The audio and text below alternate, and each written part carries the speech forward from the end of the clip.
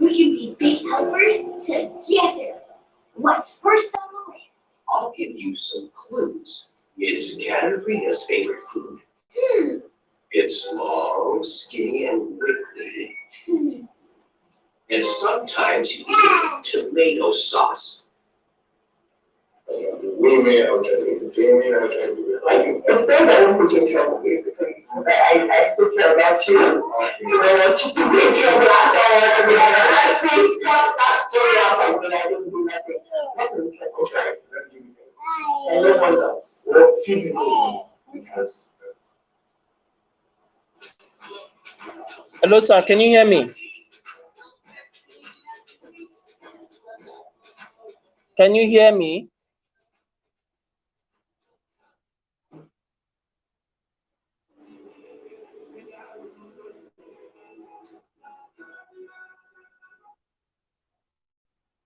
Hello, Mr. Victor. Can you hear me?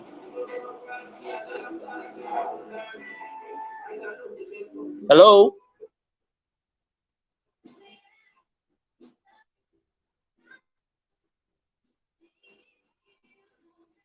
Mr. Victor, are you there? Can you hear me?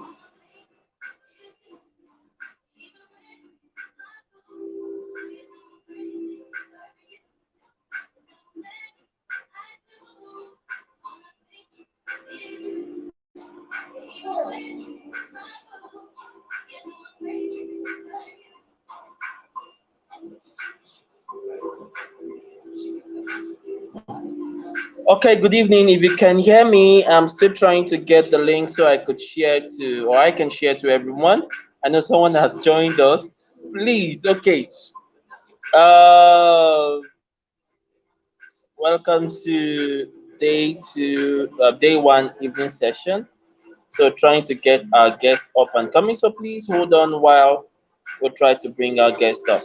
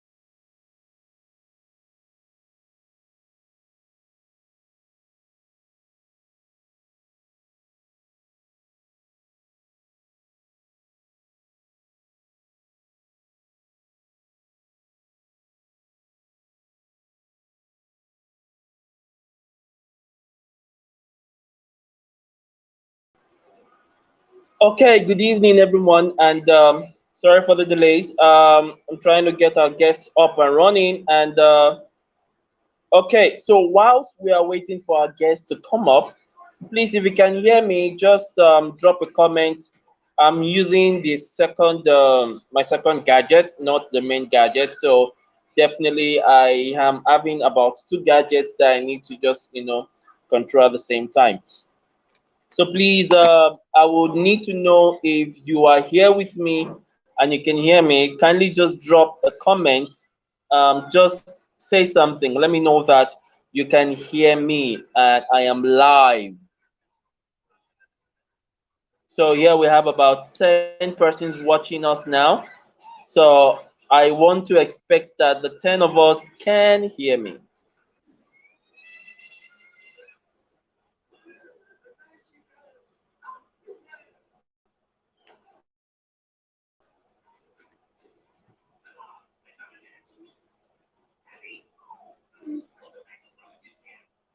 Okay, please drop your comment. Drop a comment. Let's see if Mr. Okay. Okay, good evening, Promise King. Okay, Gav just came in and logged out again. So we'll be expecting him to. Okay, thank you, Promise King.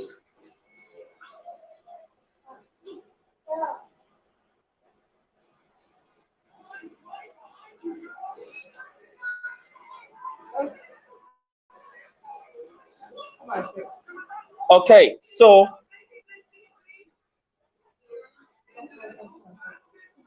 okay. Good evening, Michael.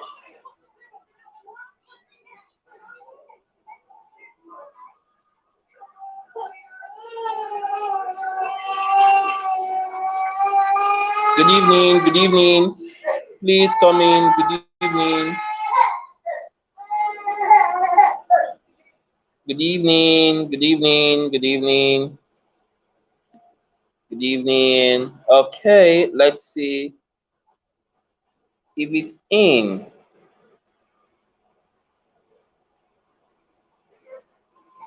Okay, no, I can't hear you.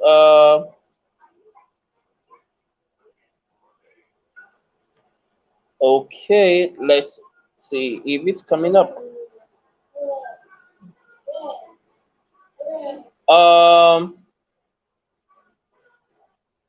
Mr. Victor, you're sharing your screen. Can we see you too? Mommy. Sean from the studio. The studio is not switching on. I Okay, think the okay, camera okay. is on now. Can you see me now? The Okay, camera is on. we can hear you now. We can hear you. How are you doing, sir? Yeah, I'm fine. Good evening. Apologies for the technical difficulties. No problem. We are here now and we are live. Or he's out too, but no, he's not out. The screen is still on. Okay. Okay, good evening. And whilst we are waiting for our guests to set up, um, um, so today we're going to be having two sessions and we're going to go straight into the sessions. Mr. Victor is going to be talking about multisensory approaches to phonics. Multisensory approaches to phonics, and it's going to talk more about how we can, inculcate some learning, how we can bring in activities in order to be able to cater for the different learning styles of the children in our classroom, or definitely our children. So, Mr. Victor, your your slide is still on, and but I don't know. I need you to say something because I'm going to be leaving the floor open for you.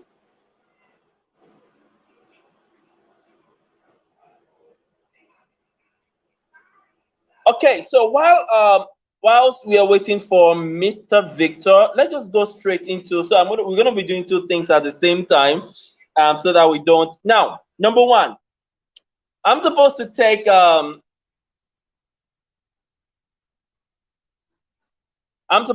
syllables building and word building, right? The role of syllables in phonics and reading. So I think I will just do that whilst we are waiting for Mr. Victor. So please come out, I mean, bring out your script and let's get started. Let's get started. So I don't want to keep us waiting here. And I know some of us have started, we started teaching phonics starting from the basics, which Miss Ruth actually did this morning, and she has actually done a whole lot teaching us the basics of phonics. So for those of you that, okay, Mr. Victor is out.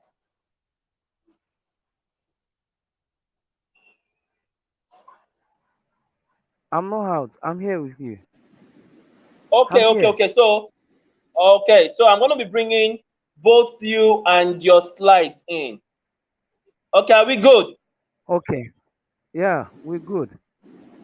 We are good. Okay, everyone, meet Mr. Victor Ogubeko. So I don't think I'm going to take all the whole stuff again. I mean, introduction. We have so everyone meet Mr. Victor Ogubeko. So, Mr. Victor, the floor is yours. Yeah. Yeah, thank you very much, Mr. Sami. I really appreciate this privilege. And then I want to believe that it's going to be a valuable time for every one of us. When we talk about unlocking phonics, it's basically about discussing and learning in a manner that we are going to ensure that phonics is taught in the right approach or with its right approaches. So basically, we've had probably the introductory section in the morning, and now we want to talk about the activities that we need to unlock such that we will ensure that every aspect of the child is stimulated in order to ensure that what is needed to be done is done. So it is common that we have private, or let's say, what do we call it now? We call them part-time teachers that come around to teach phonics in our various schools, and then we have arguments where we say there are traditional methods of teaching our children how to read, and also the phonics method of how to read. So, but basically, we're talking about the phonics method of how to read because it is quite popular, and then it's been in existence for a while now before it became popular in Africa, Nigeria especially. So I go to the slides. So we're going to start with the first page, Montessori approaches to phonics. Learning goals must reference age and mentally appropriate milestones. We need to ensure we set our expectations right as we teach children how to read. So basically, um, we need to look into what we are expecting of a child when it comes to learning. Sometimes our expectations are too much, or we over expect, more than what the age of the child should be producing or should be able to do, or their capability. And at some instances, we have situations where a child might be of a particular age, and at the same time, the child's mental capability might not be able to do what we expect of the child. So, in all of the activities that we are going to be discussing or we are going to be adopting, we must ensure that it is appropriate to the age of the child, and at the same time appropriate to the mental capability of the child. So we should be able to look into the early childhood curriculum in Nigeria and how it relates to the Montessori approaches to phonics, but we might not be able to deep, into it in this conference because of the limited time. So the curriculum listed several activities and readily available learning materials that are feasible to teachers, parents, caregivers, and children. The limited time won't permit us, like I said earlier, so we need to move on. But we are going to just have a clue of how our own curriculum, link phonics into various sensory activities. So, slide two. Uh, One of the major factors in learning is interest. Learners' willful interest in learning improve the learning experience and makes assimilation and retention possible in real time. Teachers can influence this with multisensory approaches. Yeah. So we can influence it with multisensory approaches. We can improve the assimilation strength of our children. We can improve the retention strength of them, how long they can retain what they learned. So it goes from the short-term memory to a long-term memory with multisensory approaches. And young learners' attention span is very limited, as we all know, and we need to help them to ensure that the little time that they have to concentrate is well, taken note of in terms of their ability to retain for a long time. So here is my quote. Excuse me. Um, the scientific nature of education must be reckoned with, else indoctrination dominates. So basically, we also have something that we call the science of reading, and though I did not put that into the slide because of the little time we need to spend together, and I've taken a little time as well. So there's something called the science of reading. It's not enough for us to sit children down and say we want to teach them how to read. um, the combination of the senses of the child needs to work together. So the biological formation of us being human, needs to be taken care of, and we need to take note of that so that we don't just sit children down and start stocking, knowledge into their brains. In order to ensure we do not overburden, confuse, or indoctrinate young learners in our efforts to teach them how to read or communicate, we need to stimulate their sense organs in an active and interesting manner for them. So, in basic science, we have five senses. That's what we're taught. We have the eyes, the ears, the tongue, the nose, the skin. The eyes act as a visual tool, the ears are auditory tools, the skin acts as a tactile tool, to feel. You could actually give a child some letters, probably wooden letters, plastic letters, and the likes. And there could be certain games to be, involved. More of the blindfolding game in a safe manner. You could ask the child to close his or her eyes, and then let the child feel, the alphabet that you have given to the child, and the child can actually, feel the shape of the alphabet.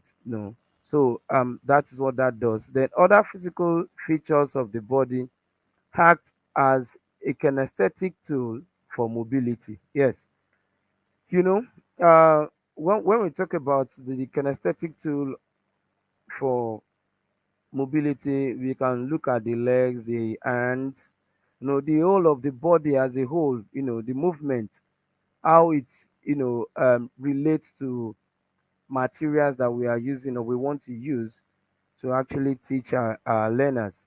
So the hands or fingers can be used to explore Montessori approach to phonics.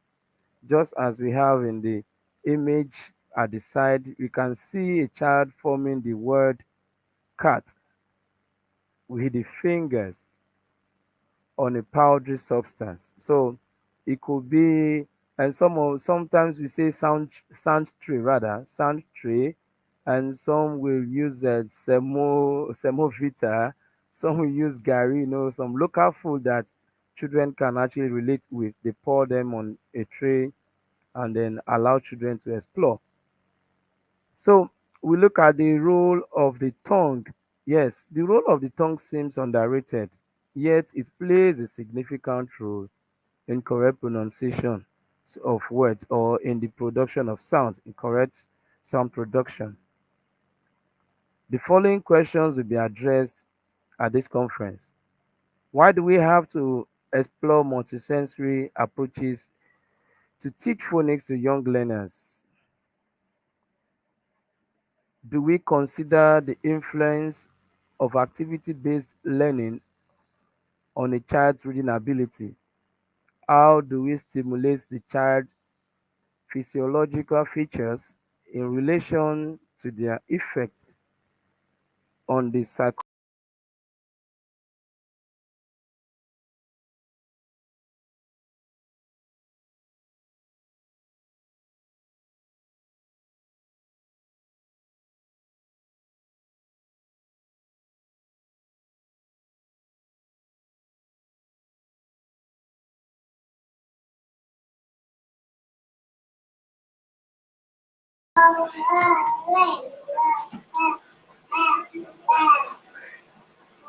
Mr. Victor, are you there? We can't hear you. Hello, sir. We can't hear you anymore.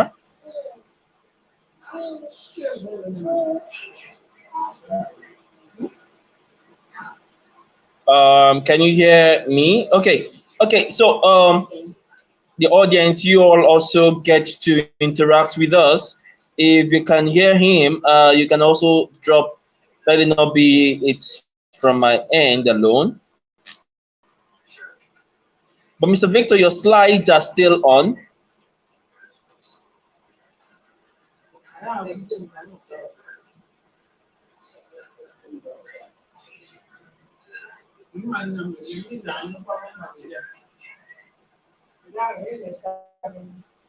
Okay, but we can barely hear you, sir.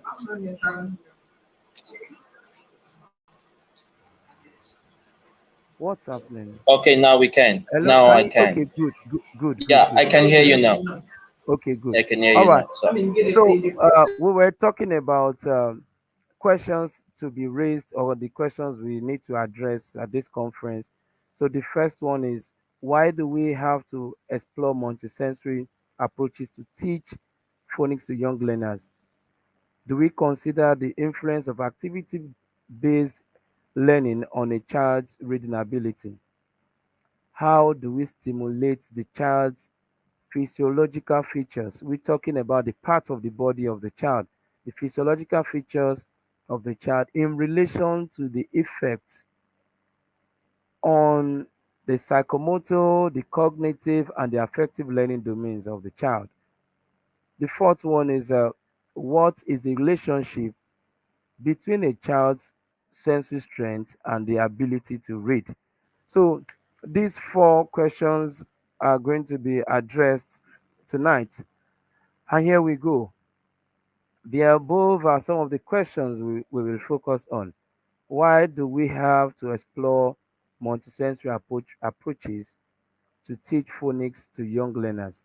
Since language development requires listening, speaking, reading, and writing skills, all sense organs responsible for the achievement of proficiency must be stimulated for adequate development.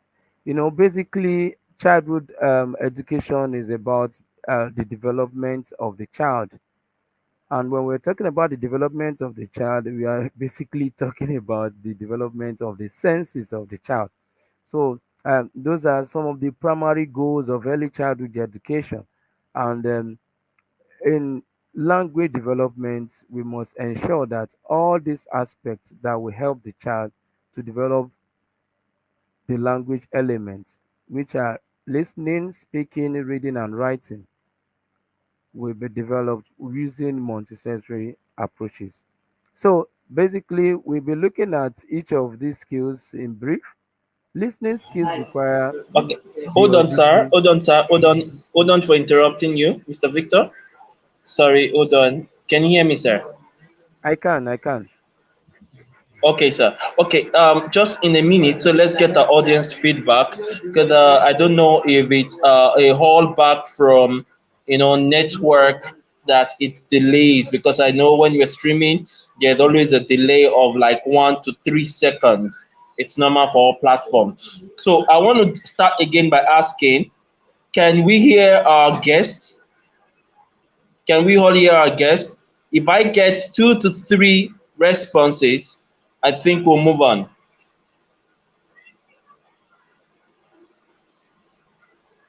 Please, let's keep this coming. Let me know that if you can, because some of you have been okay. Can you hear me? Can you hear our guests now, please? Okay, okay. Thank you, Dara. Any more person? Any more person?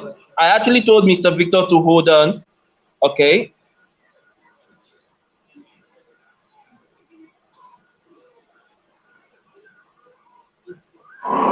Mr. Victor, are you there? Okay, thank you. Mr. Victor, are you there?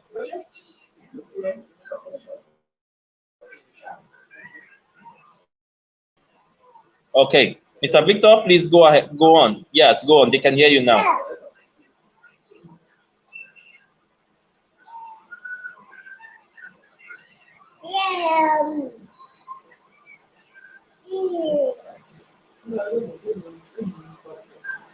Okay, please. The minutes, please. I think is trying to work on his network.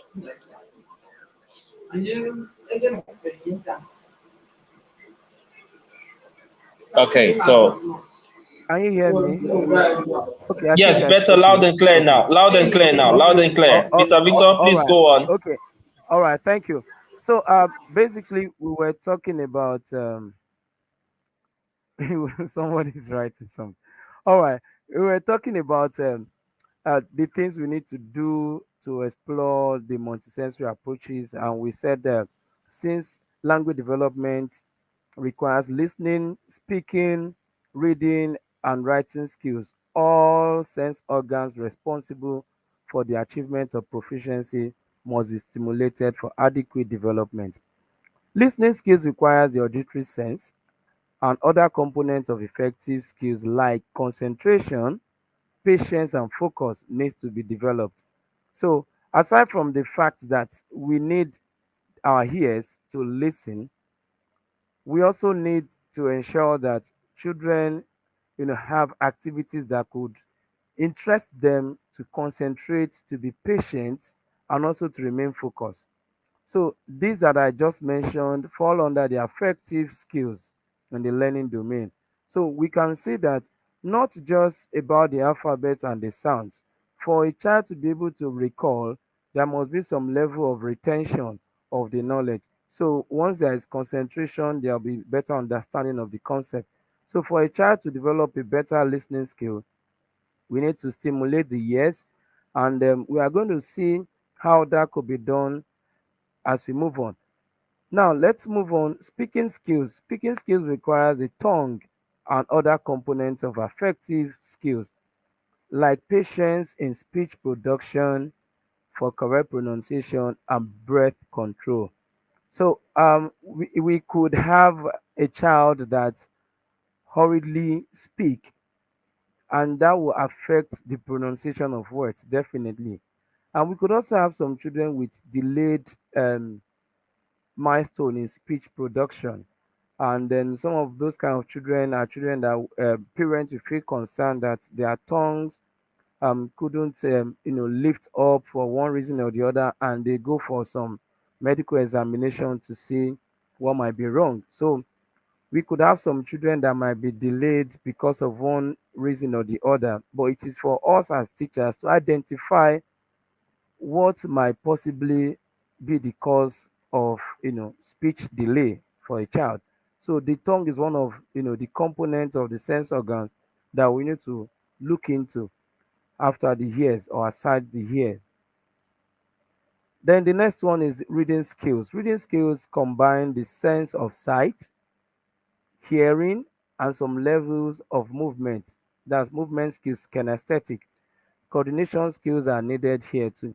So now let's take a look at we wanting to teach a child how to read.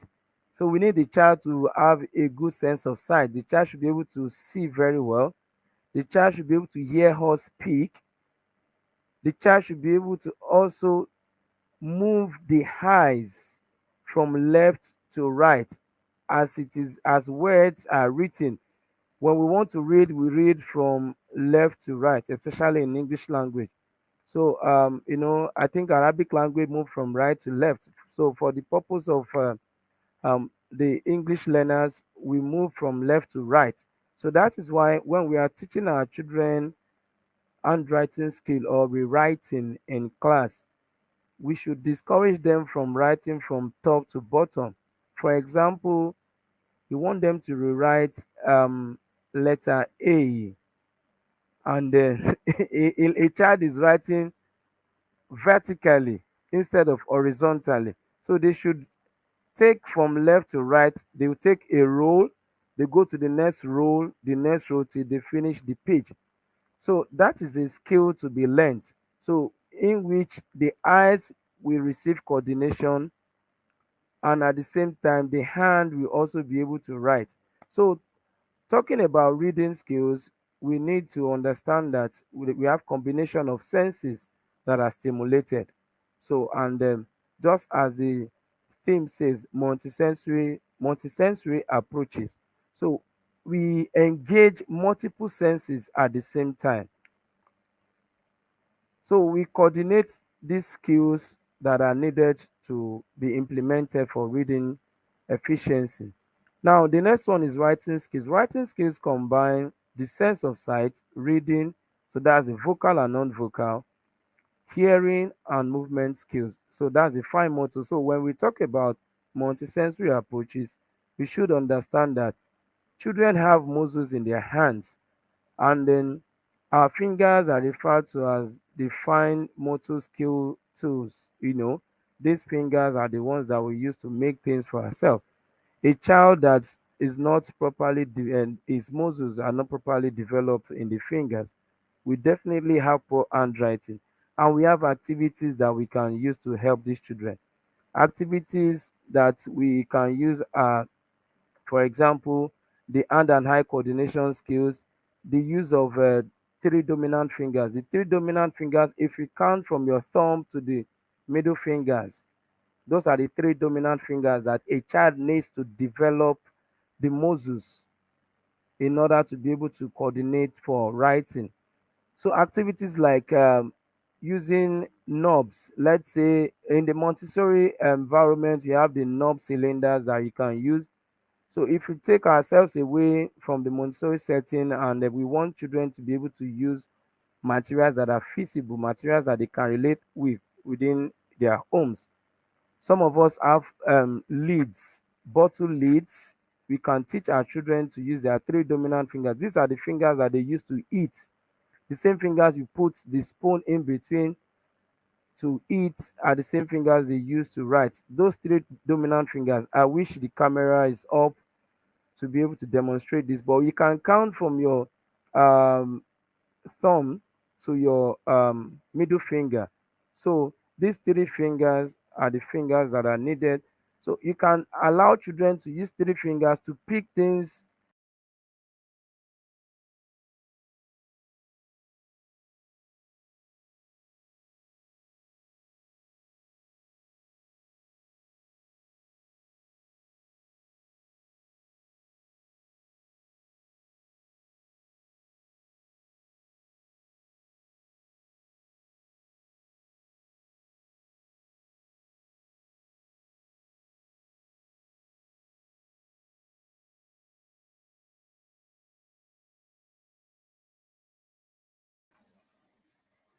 Hello? Okay, I think I'm back. All right. So writing, I stopped at writing skill. So I said that when a child's dominant fingers are developed, the child do not need anyone to actually force him or her to write. And I'm going to give an example of what we need to do with that. And then before I even talk about that, I think I need to tell us the appropriate age for handwriting. The appropriate age for handwriting. And that age is 3 years. When a child is up to 3 years old, the child will have developed muscles on the fingers to be able to coordinate and move. So if you look at the writing skills, you realize that we are going to be engaging the eyes and the fingers at the same time. Yet there's going to be cognition in the brain. So the above are areas every child learning language development will experience, and multiple senses are needed to be stimulated simultaneously. These stimulations are interpreted in the brain. So I hope we'll be able to see what we have below, the diagram we have below. The use of phonics is a method of teaching young learners how to read, and this was adopted many years before becoming popular in Africa, especially Nigeria. Since its popularity, there have been several confusions about its approach. Before the introduction of phonics, sounds or that is sounds of alphabet, so children must have been stimulated to be familiar with phonemic and phonemes, the awareness of sounds in their day-to-day activities. Different sounds are represented by alphabetic symbols.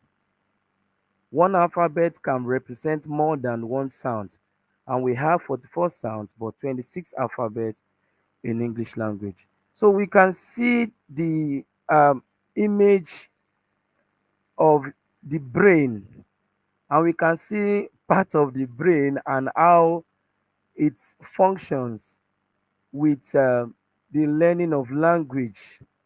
You can see the frontal lobe, we can see the parietal lobe, and we can see the occip. What's up? Hello? Okay, I think I'm still on. Sorry, please. So we can see the frontal lobe, we can see the temporal lobe below, we can see the parietal lobe, and then the occipital lobe. So all of these parts of the brain that we have in our heads, they have different roles to play in the development of language. So it is not just sitting the child down and teaching the child. No. By the time the child moves, picks alphabets, sits down, arrange, and carry out several activities, the brain interprets all of these activities and helps the child to understand the concept of language development. So we move on. The auditory sense must have been familiar with the sounds that are produced within children's immediate environment. What that means is that the children's ears must have been tuned to different sounds before we start teaching them what alphabets produce a particular sound. Like I said earlier, one alphabet represents or can represent more than one sound. So which means that before we start introducing children to sounds of the alphabet, the sounds that the alphabet symbols represent, we also need to make them understand natural sounds, sounds of let's say breeze, sounds of animals, different sounds in our environment. Once the children recognize all of this, then we can now move to how they will be able to identify or understand the sounds that alphabets represent. So this is one of the reasons why early childhood curriculum around the world includes sounds produced by animals, vehicles, and the likes in the learning program for your learners. Phonemic awareness must have been explored to strengthen the access to strengthen and access or assess rather and assess the auditory sound, so the auditory sense organ rather. So what are we saying there? We are saying that we need to introduce children to different sounds even before saying that an alphabet represents a particular sound. So we need to explore different activities, like I said earlier, about animals, vehicles, and other things that children can relate with. So a child shouldn't start school today and we start hearing, or you start to hear that the child comes and say letter A sounds ah. It shouldn't come that way. It shouldn't come that way. Tune the ears first before you introduce the child to the sounds that alphabet represent. That is how to stimulate the sense organs. And then you can make sounds. You can make sounds. You can bring objects to the class, bottles, plastics, and the likes. Then you eat another object on it, and then allow children to tell you what object you have just eat. whether it is a bottle, plastic, or a wooden object. Those are the kind of activities that we can use to tune the ears of our children. Activities like identifying or mimicking the sounds of animals around us can help children tune their ears. We could explore the sounds of different vehicles, objects thrown on the floor, in water, etc. Hearing doors banging, okay, hearing the voices of friends and hearing them without seeing them as well. So we can do a blindfolding game, or you make the children to close their eyes so they can tell you the sound of what they just heard. The objective is to stimulate the auditory senses, as it is one of the major organs in language development. When we stimulate multiple senses, children develop interest, which leads to better retention and understanding of concepts. Exploring multisensory approaches will create an avenue for learners to experience varieties of learning experiences that will naturally develop their interest, rather than indoctrinating them without the ability to query what we teach them. So don't sit them down and just push the knowledge into them. Allow them to explore. Let them use those materials and let them ask questions. They have questions to ask. The image below shows how the Nigerian curriculum wants child growth and motor development to be achieved, and this is in preparation for muscle development for writing skills. Did you know that physical activities, kinesthetic, are linked to language development? Are you aware of that before?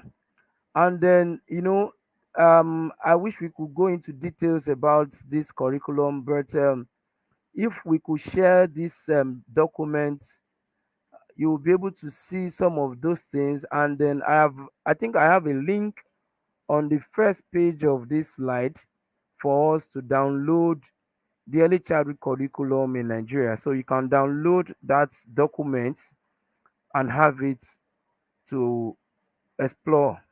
So let's move to the next slide.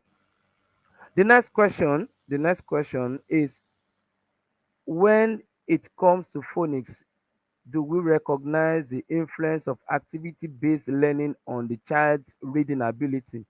What we just talked about is the question of, why do we need multisensory approach to helping children to learn how to read. Why do we need multisensory approach to teaching phonics? The next question we are handling now is, when it comes to phonics, do we recognize the influence of activity based learning on the child's reading ability? Any form of educational activity should be activity based. This stimulates multiple senses simultaneously and helps the brain respond to stimuli. Do we consider phonics as a separate subject? This is a question that requires an answer within the Nigerian education system. In modern nations, teaching phonics as a subject or in isolation has received criticism from a number of professionals, and my advocacy remains the same. Phonics is essential for language development and not a subject at all. It is an element of language development. It is part of language development. So we can't take it as a subject, because taking it as a subject is going to be in isolation of all other elements of language development. Just as we said earlier, reading, speaking, writing, and I think we have the fourth one: reading, speaking, writing. There is a fourth one. So all of these aspects needs to be incorporated into language development without removing any of them. So let's go on. The success of adopting phonics as a method of teaching for language development is improved when the full-time class teacher does the teaching and not a part-time teacher whose engagement with the children is limited. Children suffer setbacks when their regular teacher lacks knowledge when they need guidance. The brain needs consistent activity, and a regular classroom teacher can guarantee that. Phonics is limited to children before primary school. So what that means is that phonics is just for preschoolers. After preschool, children are introduced to phonetics. It is just there in the Nigerian curriculum. If you have access to uh, the Nigerian primary education curriculum, you will see that the English curriculum actually includes phonetics as part of what primary one should learn. And then maybe I will drop the link in the WhatsApp group for us to see. So let's go on. Phonics is limited to children before primary school. So they end phonics in primary school, though they need the knowledge at primary classes. But the teaching of phonics for them to be able to use it to read, stops at primary school, while they would still need the knowledge at primary school. Before primary school, the emphasis stops, but they still need the knowledge in primary school. Whereas phonetics involves the use of symbols that represent the 44 sounds of the English language. Phonics is taught at the preschool level, while phonetics is taught at the primary level. Our early childhood curriculum confirms this. Psychomotor activities. So now we are looking at activity-based, learning now. Psychomotor activities talking about the gross and the fine motor skills can be linked to kinesthetic activities, and this can be further related to the play-based methodology. So when children begin to move around, they see it as they are learning. And then we say play is the work of a child, just as what Maria Montessori said. Maria Montessori, one of her quotes is play is the work of a child. So, which means that when you see children moving around, they're actually developing certain, sense or senses of their body. In Montessori, the five senses in basic science are expanded to nine senses. You have the tactile sensing for touching, we have the baroque sense for weighing, we have the olfactory for smelling, we have the thermic for temperature. So that one can be related to the skin. The olfactory can be related to the sense of smell, which is the nose. And the baroque is that of the whole of the body, the kinesthetic, the ability of a child to move something, to pull, to push, to carry something. So the strength of the child is being measured with such activities. We also talk about lifting, under that. Then the tactile sense, the sense of skin, the sense of feeling, how you can feel a rough surface, a smooth surface, and the likes. Then we go on with the muzzle, that's kinesthetic. You can see kinesthetic, standing out there, the muzzle. Then we have the gustatory, that is for tasting, that's the tongue, the tongue. So we have the serognostic, that is the sense that will help you to have a picture of an image, especially for those with eye impairment, and some activities like that is the blindfolding when you blindfold someone and the person will still be able to move around the house, that's also a sense. Visual. So visual, we know that is for the eyes, the sight.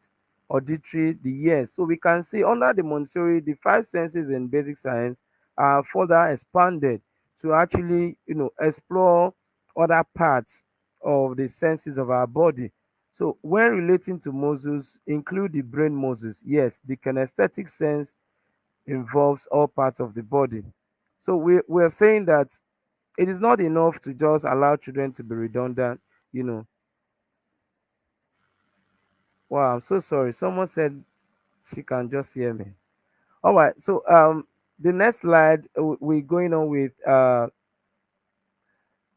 some of the senses that might be new to us, and then I want us to really look into this. So, and I read, when we encourage the play-based method, we help children develop their muscles. Yes, our body has a vestibular system. So the vestibular system is a system that probably some of us might not be familiar with the word, but the activities around it is, or the activities that we are familiar with. So, our body has a vestibular system which is in our ears.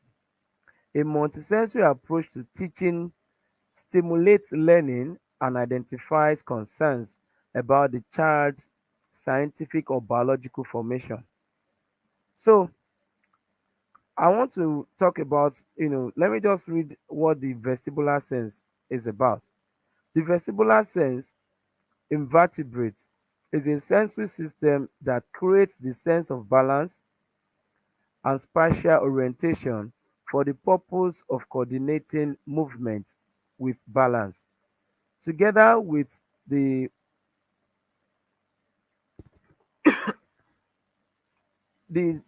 together with the vestibular system invertebrates is a sensory system that creates the sense of balance and spatial orientation for the purpose of coordinating movement with balance. Maybe I should just explain that line very well so that we all understand what that is talking about. There is a part of our inner ear that controls our body, such that when we run and then we eat up, let's say when we are walking and we hit our leg on an object, we stagger.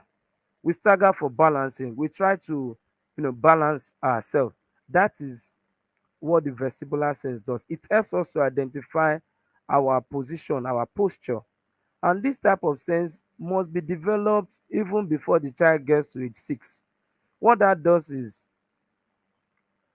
if we don't develop this sense by allowing children to walk in our class, to climb, to do some of these psychomotor activities, they tend to be lazy when it comes to writing. When they want to write, when you see children like that, as they grow, once the vestibular sense is not properly developed or the vestibular system is not properly developed, you will see that a child like that may be falling frequently. Another is that when they start writing, they get tired of writing easily. Their backbone feel very tired and stressed, and before you know it, they lean over their table. They just lean on the table instead of them sitting upright to write or copy a note on the board. That is because this set of children do not have enough, psychomotor activities, running, jumping, climbing, walking on a line, and many other things, carrying and the likes. So that is why we say we should prepare our environment. Our environment must be safe for children so that we won't be scared or fearful of them falling. You understand? So when we develop this vestibular sense, we now see that the multisensory approach to learning will help our children to be able to coordinate even the writing skill in the language development. If a child falls short in this aspect, even while teaching phonics, the child may not be able to put those, you know, letters that represent, alphabet. I mean, letters that represent sounds together. So that is one of the reasons why we need to actually adopt this multisensory approach. So now let's quickly move on. I think I stopped at the balancing aspect. Sometimes when we bathe, we realize that, especially when we have water in our ears, we feel very uncomfortable. We feel uncomfortable. That is because that part of our ear, the vestibular system, is in the inner part of our ears, is disturbed. It's telling us that something is wrong with us. So we don't feel comfortable. We feel like something is wrong with us. So that's an aspect to tell us that it's not just the outer ear that is working when it comes to language development. The whole part of the ear, even the inner part of the ear, helps us to, identify sounds and also help us to coordinate writing, reading, and the likes. Together with the cochlea, a part of the auditory system. Yes, that's a part of the auditory system. It constitutes the what? The labyrinth. So that's I didn't pronounce that well. Labyrinth. Labyrinth. By what? By the inner ear in most mammals. So we can check that on Wikipedia. So what that is telling us is that I actually thought I put that image here. I'm so sorry about that. I missed that up. I should have put the image of that inner ear, that vestibular system. But a simple Google will help us. A Google search will help us. Once we put vestibular sense in our Google search tab, it will pop up and we see what the image looks like. So the vestibular system versus the proprioception. So the proprioception. Why am I mixing things up this evening? I guess my throat and the cough I've been struggling with. So sorry. So this vestibular system, we talked about that, and we can easily see the summary of it, and we can see the image of a child on a plank or wood trying to walk through to ensure that she doesn't fall. We can see how she has, just lifted up the hands. The hands are up there trying to get a balance. The emphasis of this is to tell us that this sense that we are talking about is not just for physical activity, but it is also to help the child to actually, get a better understanding of his environment rather. What type of environment we are talking about? Physical environment. So if you are speaking to a child, the child uses the ears to hear the sound that is being produced in the words that we speak. So the sense that dictates movement through sensory receptors in the inner ear, so is the vestibular. Now, various activities in our classroom, both indoor and outdoor activities, has to or have to stimulate the ears of our learners in order for them to be much better off, in the learning of phonics. So that is basically what this is about. Now, the second sense talks about how it helps the child to be aware of his or her body. So the body awareness is known as a proprioception, the proprioception. So we can see a child trying to carry out different activities. We can see more of a ballet activity, but not a ballet activity. It's actually about how a child can balance with one leg.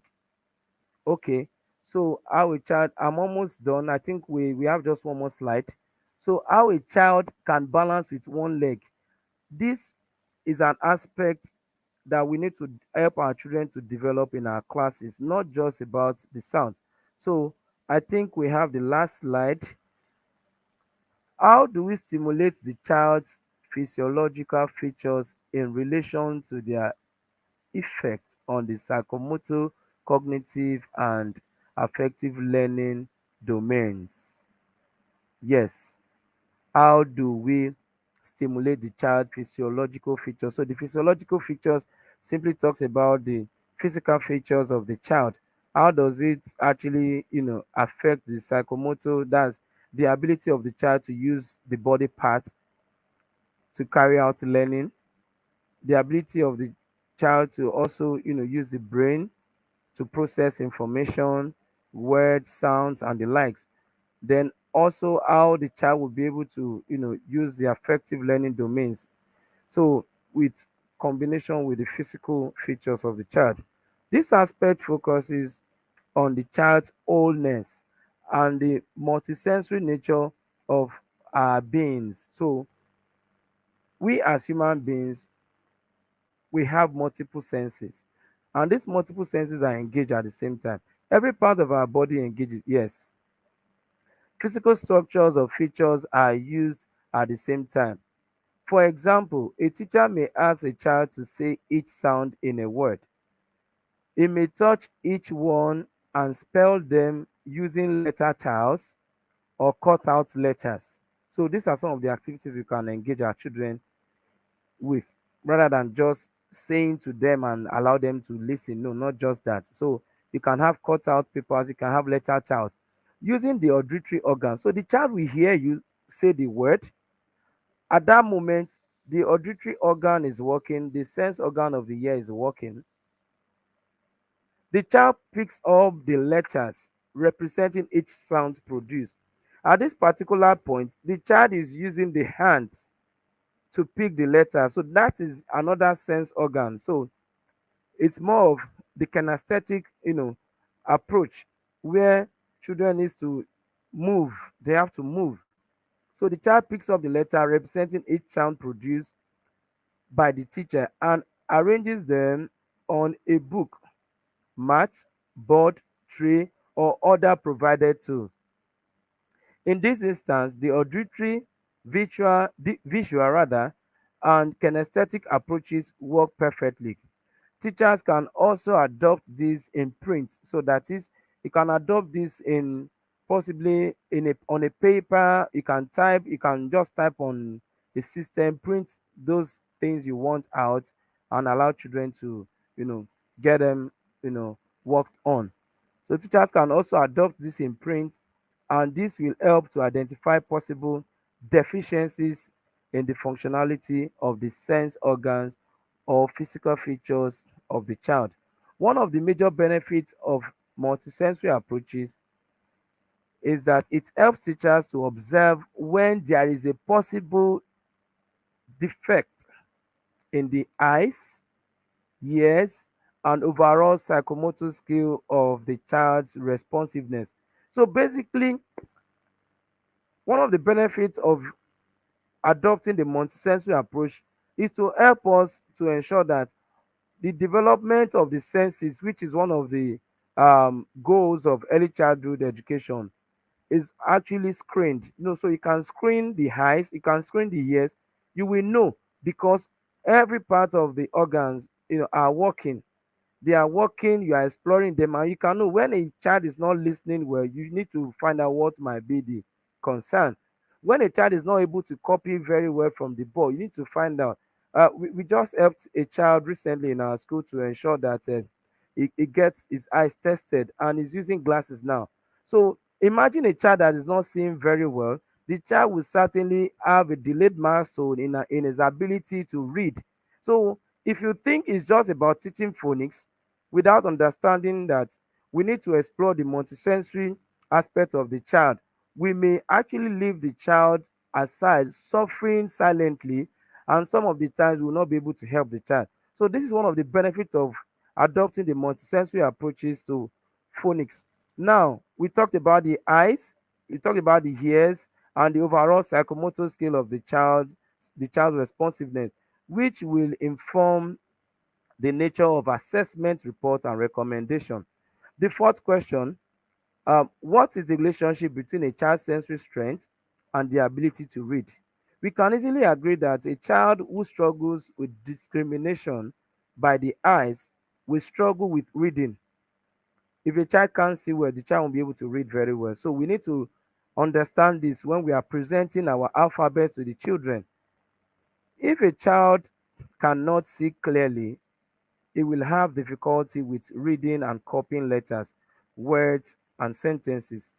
That is why didactic materials in teaching colors serve as screening tools too.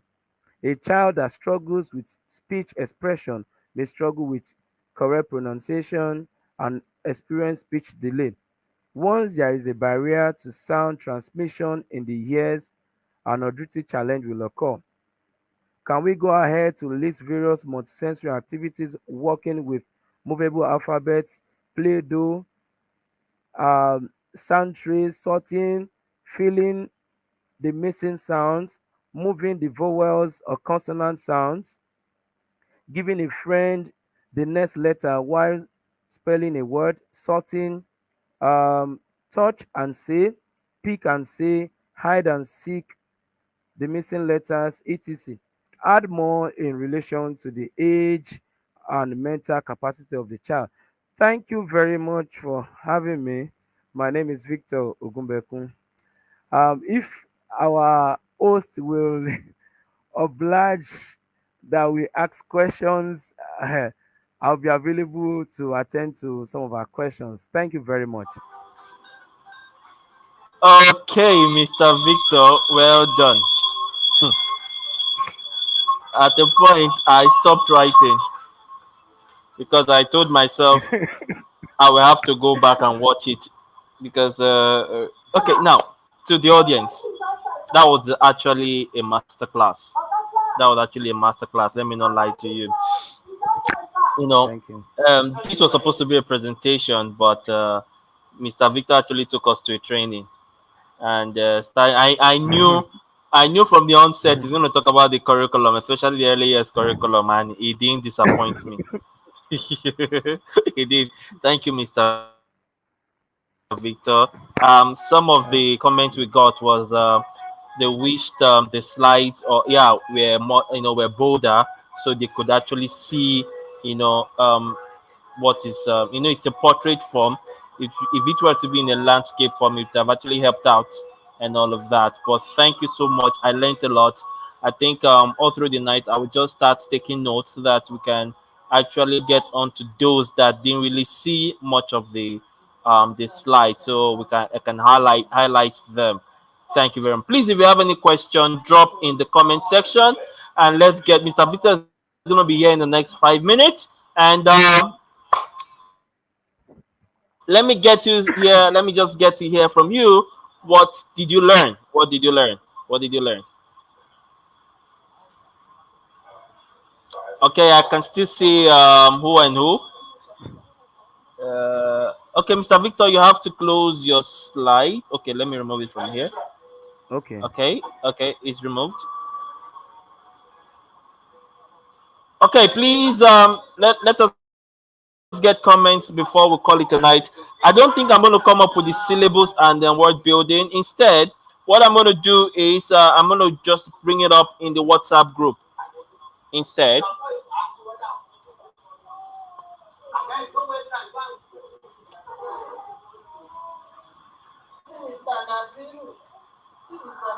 And we share the slides Okay, on the Mr. WhatsApp Victor group is as still well. here. He's still here with us. Please ask a question. He's still around. He has actually said so many things that I'm sure it should be some form of how do I put it? You should be confused. You should. Especially for those teaching phonics, when he said that you don't need to teach phonics in the primary because of the primary curriculum, you just need to teach phonetic. For those that don't understand phonetics, should be able to ask a question: what really is phonetic? What the difference between phonetics and phonics? What is phonemic awareness? What is phonological awareness? No, these are things that we need to ask each other. The other last time I talked about phonemic awareness and phonics, phonological awareness, someone actually said, I am, what kind of weed did I take for that day? It's still in one of these popular group on Really, Facebook. Yeah, it's really. still there. I screenshotted it. So I think the admin had to, Hmm. caution the person to, and all of that. So thank you very much, Mr. Victor. For now, I don't think You're we welcome. have any question coming, but for whatever you said you needed to do, the links, I think you can actually post it in the group and we take it on from Okay. there. So I won't want to bore us more for the next round. Some persons are already, Mr. Victor has taken on a long ride, so it's going to take us time to assimilate. So the next one, I'm just going to post the content in the group. Thank you very much. Thank you very much for your time. And thank you for taking out your time to share knowledge with us here at the Tom Phonics Club. Let me put it that way. Thank you very much. It's a Thank you pleasure. very It's a much. pleasure. Thank you for the privilege. Okay. So do have a I good appreciate it. evening. Do have a good evening. And everyone, see you in the group. Bye. Bye.